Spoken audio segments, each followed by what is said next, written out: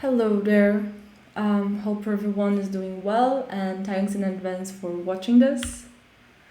Today I'm going to talk about how having an architectural reference for your application can actually make your life easier. And before I start, let me introduce myself. That's me. I'm Vittoria. I'm a backend engineer based in São Paulo, currently working remotely at Remote. And from the last few years, I have been shipping code in Elixir with no intention of getting away from that amazing stack. So that's pretty awesome. I'm really enjoying it. And I must say that one of my motivations here was that desperate feeling that eventually happened to you when you're trying to understand a code base for the first time, or when you just join a new company or project and start working on a new feature and shipping code, and you might feel lost.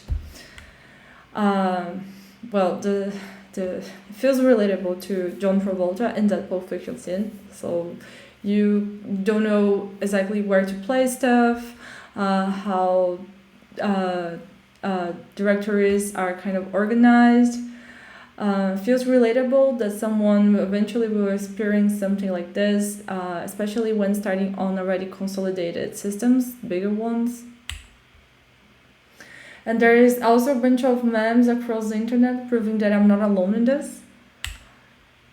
Anyways, jokes aside, there are a few simple concepts that can be useful for creating a more welcoming and friendly code base that will enable more engineers to contribute on it in a more efficient way.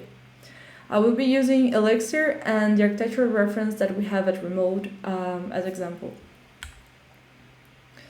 First, have patterns, doesn't matter which. I believe this is also a general consensus of the importance of having a more standard way of doing stuff through the code base. Initially, it does not matter exactly if they are the best ones or the perfect ones, but it's worth to have 2 or 3 ways of implementing kind of the same idea.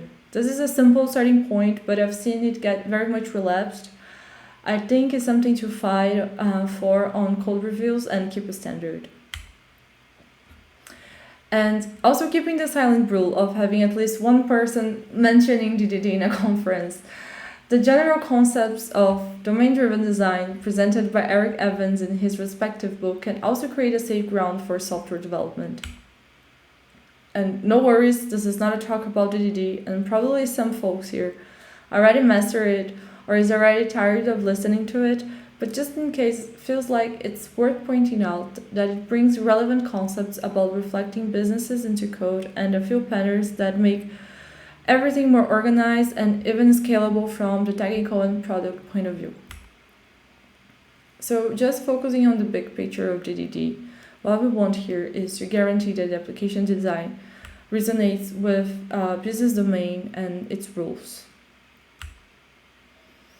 Okay, but how do we translate that into code? And then we can go for 2 main central concepts here, which is the ubiquitous language, meaning that business semantics are reflected on code, for instance, on entities names, service modules, and so on. So for example, we can have a final user on the platform, but the user can either be, for example, contractor, employee, employer. So they shouldn't be named just as user. So let's be clear about it. And the second concept is bounded context, in which the idea is to keep a cohesion of domain concepts and actions, kind of having clusters of it.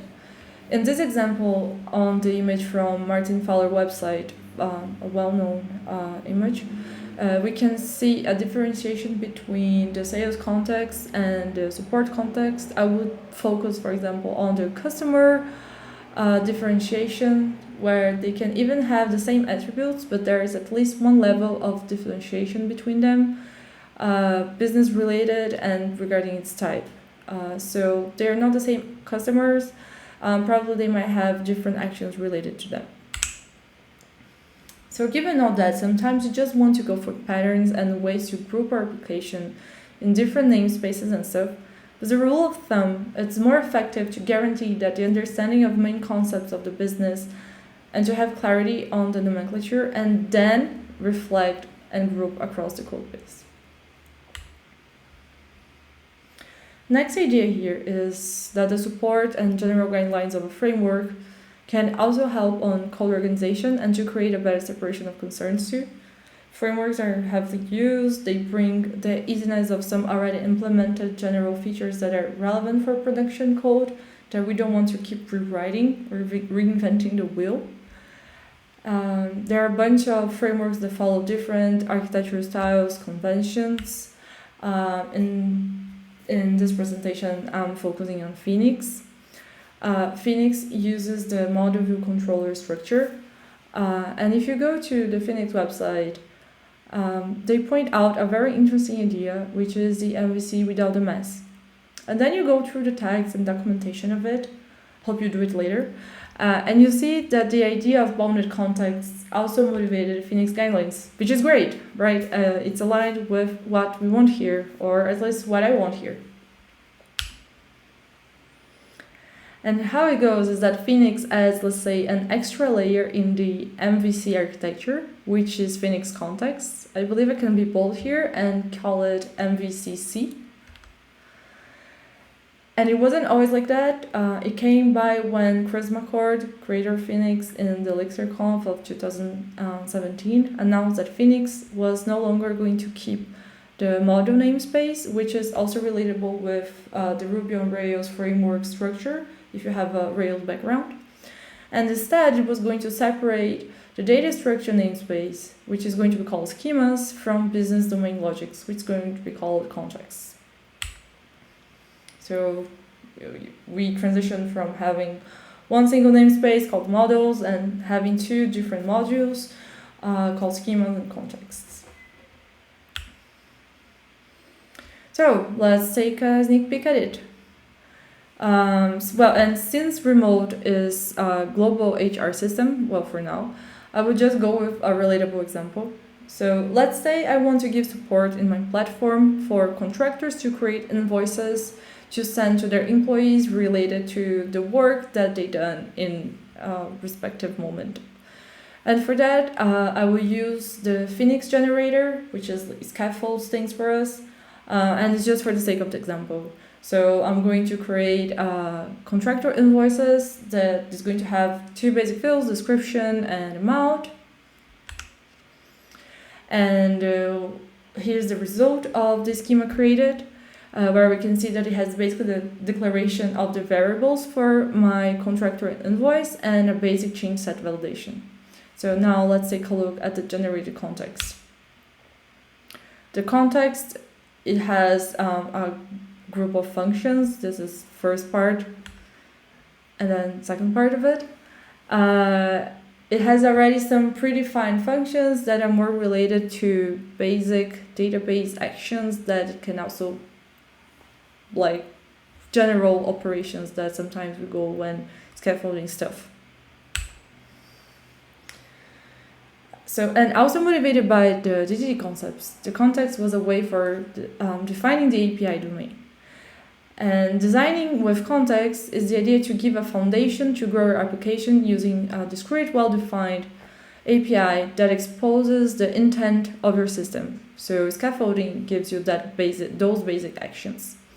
Additionally, we can get a glimpse of what the application does and its feature set by just exploring the application directory structure. In short, Phoenix context can be an interface to abstract your domain logic. And it's also a way to vertically separate your application, focusing on business use cases. And when I say use cases, which is a bit old school term, if you developed using Java, I think it's going to be relatable. But what I mean with that word is from the user point of view, how the system should respond to a specific action or request. But sometimes just this context schema differentiation might not be enough. As I said, Phoenix has the MVC and context. So basically everything that is neither on the view or in the controller goes for the context. And context can grow a lot in an undesired way because it can have data validation, authorization logic, a bunch of external requests, notifications, it can trigger processes, has event tracing. So it can grow a lot. And probably you will notice that you will need to organize better your contacts and put high-level use cases in specific modules. So my first tip here is that maybe first, don't use generators. Scaffolding is nice when you're learning, but probably for production code, it's not going to be the most mindful decision.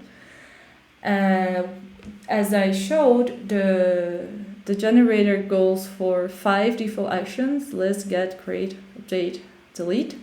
But depending on how those actions should behave, they might have more side effects than just database persistence.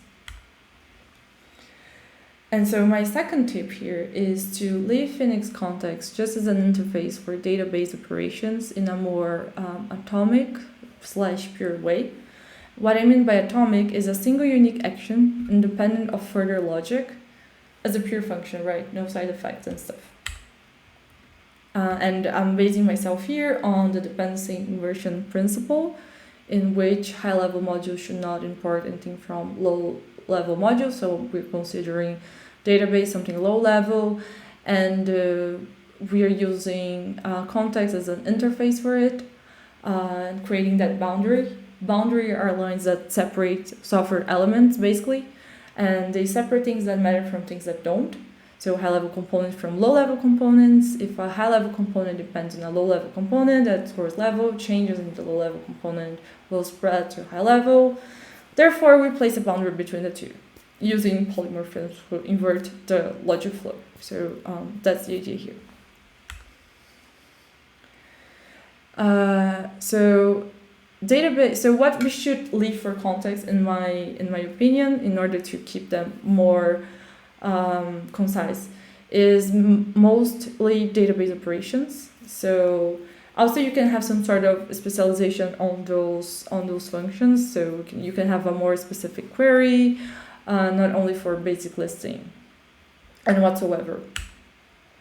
Right, but what about the rest of stuff, right? Everything that we listed that could go for context, and now we're changing that. First idea here is you create a separate module for each specific or complementary action of a use case. So let's call them services.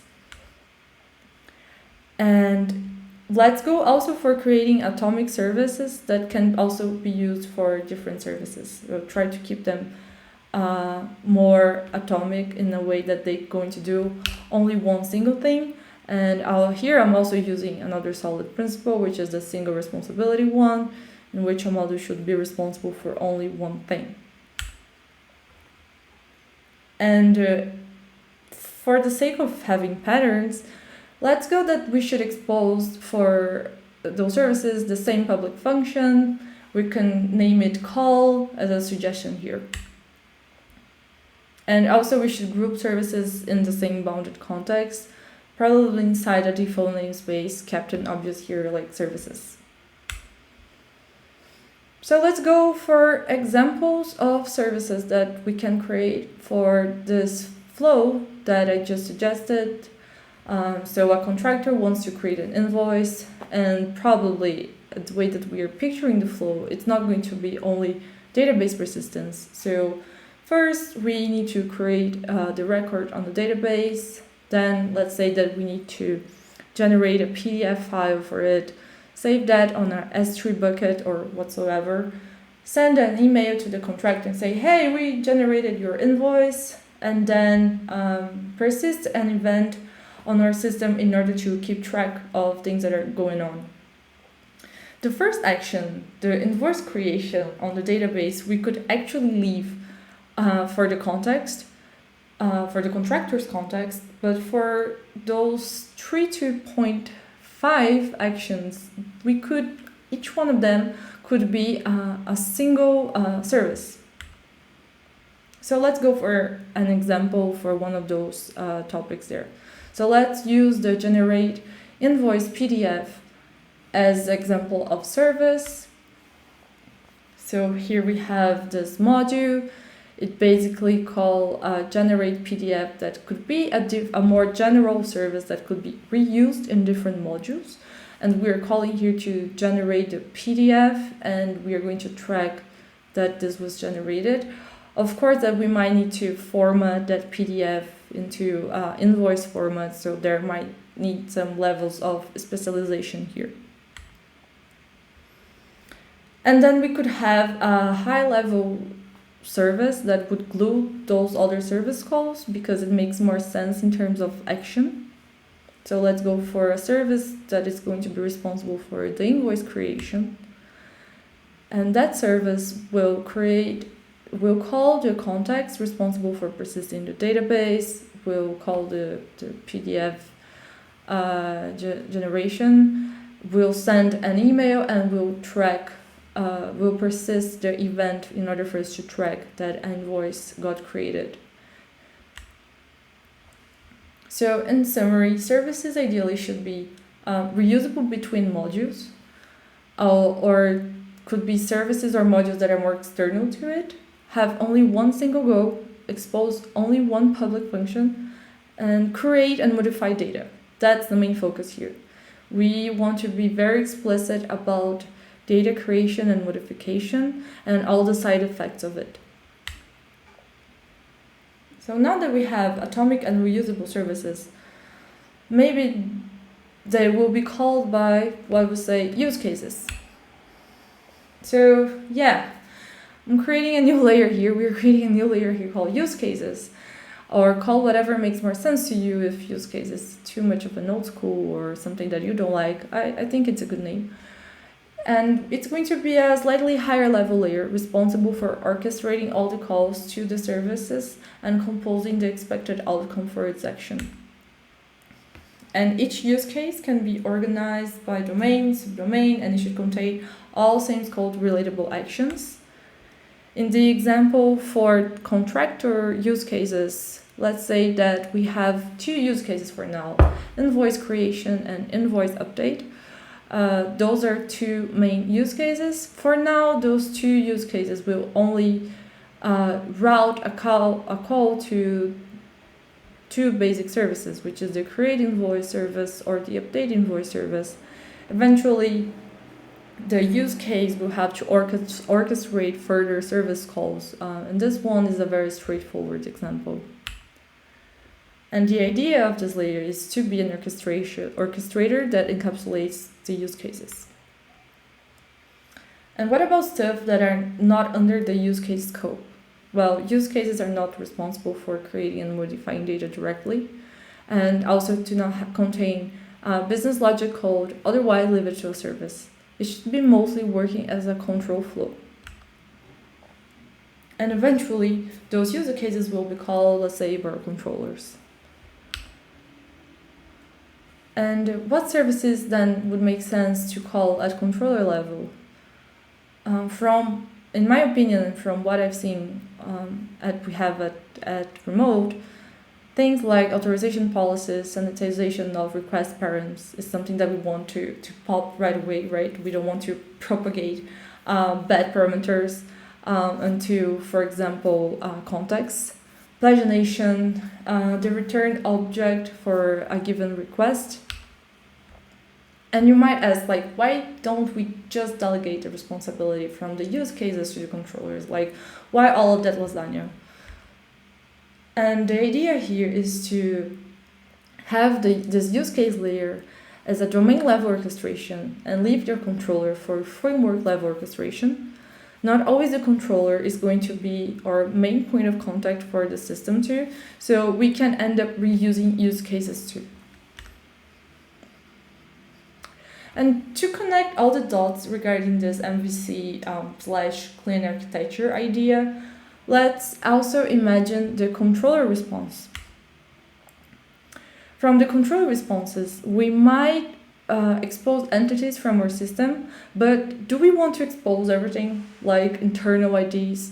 Probably not. This is not a good thing to expose. So let's create response modules for that then. And what I mean about response modules is basically they're going to be responsible for composing the data structure response of the controller, and they should be reusable. And again, using the same idea that we had on services, the same pattern is like let's use them to expose only one public function, let's say build, let's name it build, but you can name whatever you want. And they should, for example, in this case, return a list or a map with data structure, and they shouldn't contain any action logic or call other services or use cases. So they should only be responsible for actually building the data that you want your controller to return. So this is an example of invoice response, because when we generate an invoice using Phoenix, it automatically generates an ID for you. We don't want to expose that ID. We're just going to expose amount and description. So those are the safe fields to expose. And we're using this module basically to build up that.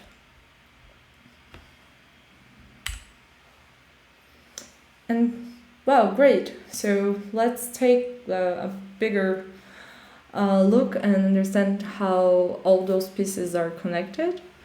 So you can see that we're maintaining like the controller, the view, template, which is also default from Phoenix. But then we're adding those 2 extra layers of use case that works as an orchestrator for service calls. Services can call themselves, they're more atomic, focusing on data modification and data creation. Also, there are more general services that can be called by the controller. As I said, but pagination, sanitization, those can be atomic services that can be called directly from the controller. They don't need to go through use cases. And also we are associating the view to a response module because we don't want to directly expose that, and we want to have also a pattern for that because this can be also reused. And the directory structure also gets a little bit clearer with that, having the use case namespace, the service namespace, and the response namespace, also keeping the context idea, the schema idea, and high-level services. So it gets really clear to understand what's going on by going to the directory structure of the application. And yeah, that's the main idea here. We came with all this lasagna application, not that much of that lasagna, but we also created a better separation of concerns and a way to add code that reduces the cognitive load for scaling it when we have multiple developers deploying on the same code base, for example. And also can be a standard for multiple services in case you're already going for a microservices architecture, if it's the case. And that's it, folks. Thank you for your time. I hope this was at least insightful and relatable. If you have any questions, suggestions, comments, feel free to ping me and reach me on LinkedIn, Twitter, whatever you want. And that's it. Thank you. Thank you so much for supporting this conference, and see you around. Bye.